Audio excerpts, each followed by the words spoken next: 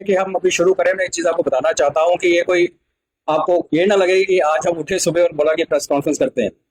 ये एक लंबी प्रोसेस इससे पहले हुई है।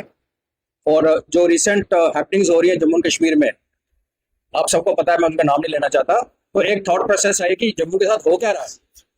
और लगभग एक साल से काफी संस्थाओं के साथ, इंटेलेक्चुअल्स के साथ, रिटायर्ड सीनियर ऑफिसर्स के साथ, स्टूडेंट कम्युनिटी के साथ, सबके साथ इंटरेक्शन हुआ। और सबने सर्वसम्मति से यह तय किया कि जम्मू को इसका हक मिलना चाहिए।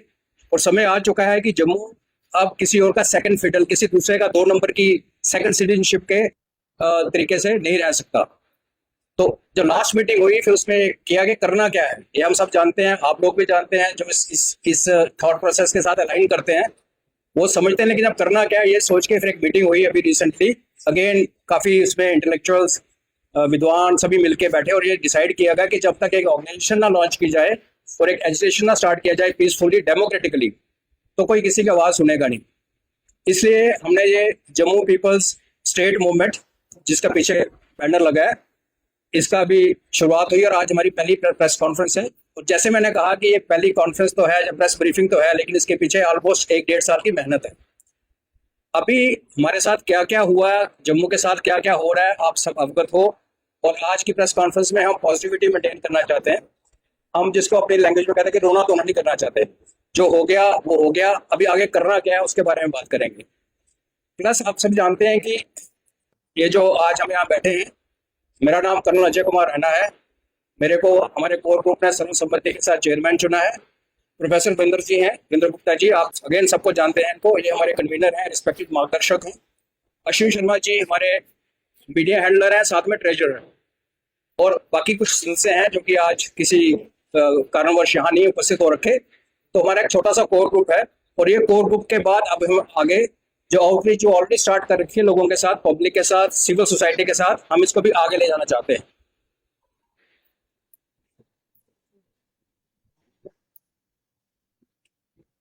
अभी अगर हम जम्मू की तरफ देखते हैं तो जम्मू का जो इलाका है वो कश्मीर से ऑलमोस्ट 70% ज्यादा है।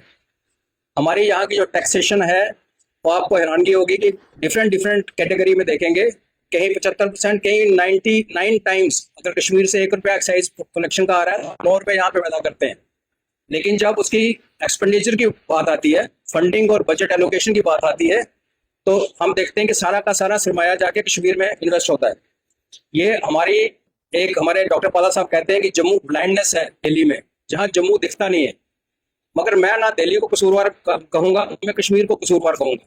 मैं मतलब हम सब, कसूर थोड़ा हमारा भी है कि हमने भी कभी खड़े होकर अपनी बात नहीं कही। और जब हम बात करेंगे नहीं, जब बच्चा रोएगा नहीं तो माँ दूध नहीं देती। इसलिए हम यहाँ पे आज आए हुए हैं।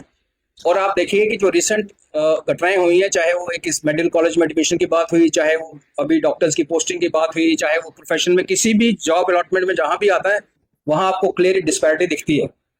लेकिन सबसे बड़ा जो मुद्दा है हमारे आज सामने, वो है डेमोग्राफिक असॉल्ट।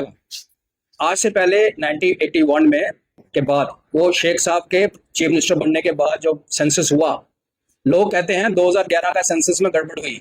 सारी पॉलिटिकल पार्टी जो मेन स्ट्रीम इंडिया की बड़ी बड़ी पार्टीज हैं जो इलेक्शन लड़ती हैं यहाँ पे, वो ये कहती हैं। लेकिन उसी के ऊपर फिर वो डिलिमिटेशन भी होता है। तो अगर मैंने एक आर्टिकल लिखा था जो मेरी रिसर्च बताती है कि 2011 में मैनिपुलेशन हुई, लेकिन मैनिपुलेशन शुरू हुई 1981 में। 1981 से पहले अगर आप सेंसस का डेटा देखेंगे पूरी भारत का, हमारा जो रेट ऑफ ग्रोथ और भारतवर्ष का रेट ऑफ ग्रोथ बिल्कुल नॉर्मल चल रहा था। हम थोड़ा पीछे थे जम्मू कश्मीर। 81 में क्या हुआ कि भारत, हमारा रेट ऑफ ग्रोथ यहाँ आ गया, भारत का वैसे चलता रहा और हम यहाँ पहुंच गए। और जब डेटा खोल के देखोगे आप, तो क्या दिखता है कि ग्रोथ सिर्फ कश्मीर में हुई। तो कश्मीर में बच्चा पैदा होने शुरू हो गए, हमारे यहाँ बच्चे पैदा होने बंद हो गए। तो 81 से मैनिपुलेशन शुरू हुई, फिर टेररिज्म चला, फिर सेंसस नहीं हुआ, फिर 2011 का हुआ।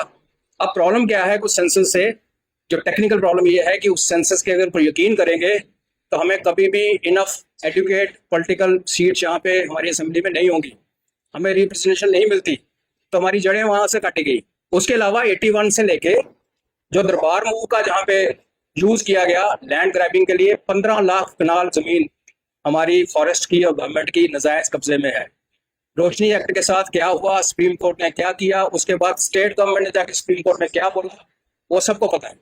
तो अगर ये हम आंख मूंद लेंगे तो बहुत जल्दी हमारी पूरी डेमोग्राफी बदलेगी। और मैं आपको एक चीज बताना चाहता हूँ कि भारतवर्ष जो कि secular, diverse, all inclusive state है, उसका छोटा रूप जम्मू है। हमारे जम्मू में आपको पूरे भारतवर्ष की कौमें, कम्युनिटीज, फेथ सब मिलेंगे।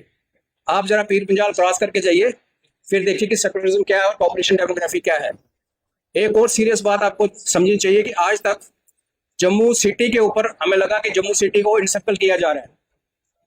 पिछले 5-6 सालों से अभी जो सेटलमेंट हो रही है वो दूर दराज के इलाके, पुंछ, राजौरी, डोडा, भद्रवाह, किश्तवाड़, उन इलाकों में लोग कश्मीर के आगे वहां बस रहे हैं। आने वाले 5 साल के बाद उनके पास जो आधार कार्ड होंगे, वोटर कार्ड होंगे, वो अपने आप को जम्मू के वासी डिक्लेयर करेंगे। और फिर जो थोड़ी बहुत जो 2-4 पोस्टें हमें 100 में से मिलती हैं वो भी खा ली जाएंगी। तो ये डेमोग्राफिक असॉल्ट जो हमारे ऊपर हो रहा है ये बहुत ज्यादा फोर्सफुल है और डेंजरस है। और अगर हम ये सोचें कि कोई बाहर वाला आके हमारी लड़ाई लड़ेगा तो आज तक किसी ने किसी की लड़ाई नहीं लड़ी। तो इसलिए हम अपनी लड़ाई पीसफुली, डेमोक्रेटिकली इसको हम शुरू कर रहे हैं। मैं आपको ये भी बताना चाहता हूँ कि ये जो हमारा फोरम है ये नॉन पॉलिटिकल है। हमारा किसी पॉलिटिकल पार्टी से ना तो वास्ता है, ना हम चाहते हैं कि हमारे प्लेटफॉर्म के ऊपर कोई पॉलिटिशियन कल को आके यहाँ पे हमारा यूज करे, क्योंकि हमारा एक्सपीरियंस यहाँ दिखाता है, ये प्रोफेसर साहब तो इस सबको भुग चुके हैं कि यहाँ एजुकेशन अच्छे लॉन्च होते हैं और बाद में फिर वो कैसे हाईजैक हो जाते हैं। एक और चीज, जितने कॉलेजेस, इंस्टीट्यूट्स, चाहे वो आईआईटी है, एम्स है, आईआईएम है, जो भी हमें मिला, मेडिकल कॉलेज, इंजीनियरिंग कॉलेज, उससे पहले अपना एग्रीकल्चर यूनिवर्सिटी, सबसे पहले कश्मीर में आई, फिर हम लोगों ने शोर मचाया, फिर यहाँ दिया गया। किसी ने एहसान नहीं किया हमारे ऊपर। मैं आपको एक और बड़ी इंटरेस्टिंग फैक्ट बताता हूँ। अगर आप, और ये बात गवर्नमेंट ऑफ जम्मू कश्मीर की गैजेट नोटिफिकेशन, मेरी मर्जी, अपनी बात नहीं है, आप पिछले साल का गैजेट रिकॉर्ड खोलें, जितने colleges, professional colleges, under graduate colleges, universities Kashmir में हैं उतनी ही जम्मू में है। तो देखने में बड़ा अच्छा लगता है कि क्या बात, भेदभाव तो हो नहीं सकता, भेदभाव का है।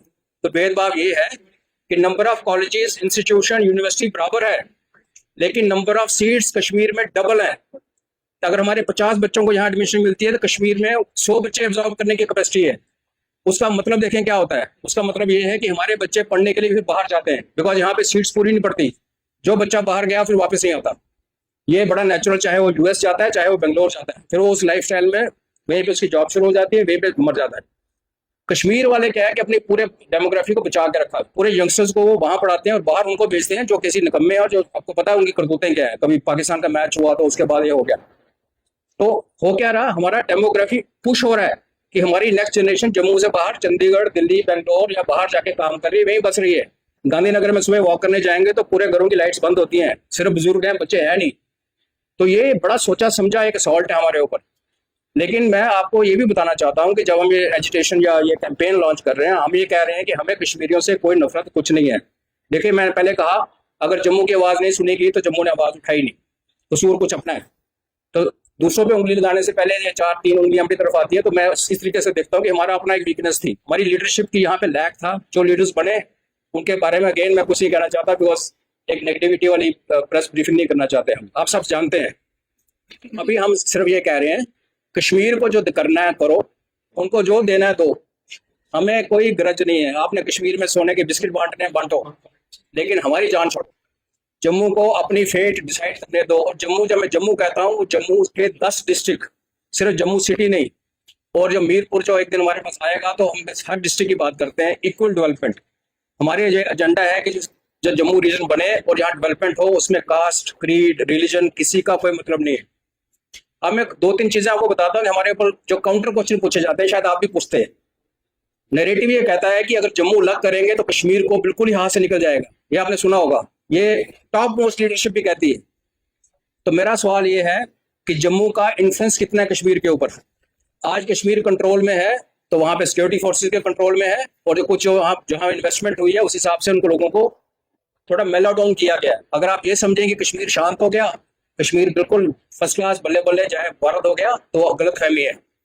तो जम्मू का जब इन्फ्लुएंस वहां नहीं है, हमारा यहाँ से आप में से कोई उठ के वहां एक लैंड का पीस नहीं खरीद सकता, आपको बेचेगा नहीं, और बेच दिया तो गोली मारने के लिए लोग तैयार हैं। तो हमारा उनके साथ जुड़ा ना जुड़ा रहने से क्या मतलब पड़ता है। कश्मीर का हमारे ऊपर इन्फ्लुएंस ये है कि वहाँ के लोगों की यहाँ प्रॉपर्टीज है, यहाँ की सीट्स वो खाते हैं। और यहाँ जैसे मैंने कहा कि जो रिमोट एरियाज में जो डेमोग्राफी चेंज हो रहा है, राजौरी, पुंछ, डोडा, भद्रवाह में धीरे धीरे जो आपके अंदर चल रहा है, टर्माइट जो अंदर आ गया तो जम्मू को खोखला कर देगी।